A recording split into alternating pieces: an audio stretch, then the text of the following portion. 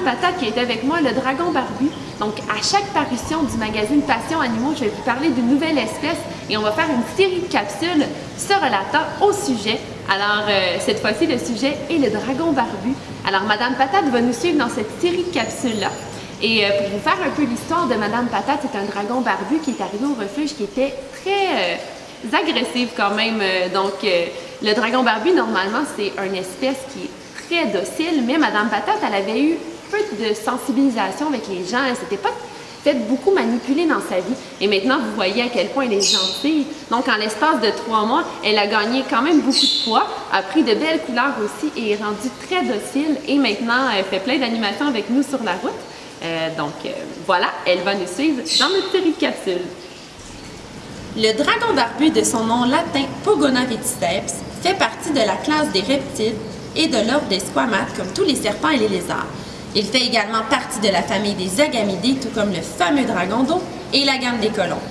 Le dragon barbu va vivre en moyenne de 7 à 10 ans, mais il n'est pas rare qu'il vive plus longtemps en captivité. Il est endémique de l'Australie, où on le retrouve dans les habitats semi-désertiques et même des savanes arides.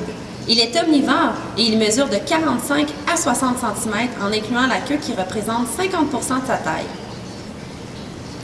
Vous souhaitez adopter un animal dans la maison, un dragon barbu par exemple? Eh bien, ce qu'il faut comprendre, c'est qu'adopter un animal, c'est un engagement.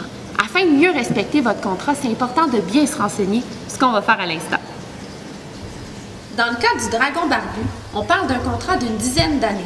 Il faut donc être prêt à s'investir pour cette durée de temps.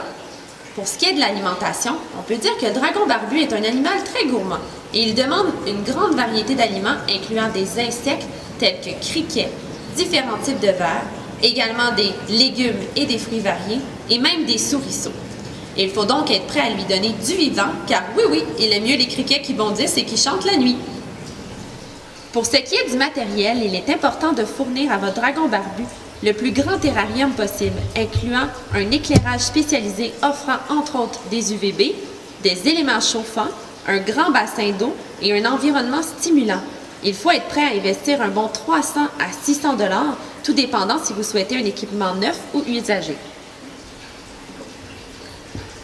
Pour ce qui est du temps, une période de 30 minutes à 1 heure de manipulation par jour devrait être réservée au minimum pour votre dragon barbu. Également, il faut prévoir un bon 15 à 20 minutes pour l'entretien quotidien et prévoir un temps supplémentaire au besoin pour la taille de griffes, les bains ainsi que le suivi de la mue. On aime quand nos petits cocos sont en santé, mais il faut également penser au budget réservé aux soins vétérinaires. Pour soigner un dragon barbu, il faut absolument visiter un vétérinaire exotique. Le coût de la visite avoisine les 100 $ et il faut prévoir de l'argent supplémentaire pour les médicaments et les examens particuliers. Et c'est ce qui met fin à notre première capsule éducative sur le dragon barbu. Dans la prochaine capsule, on vous parle de comment monter le terrarium d'un dragon barbu.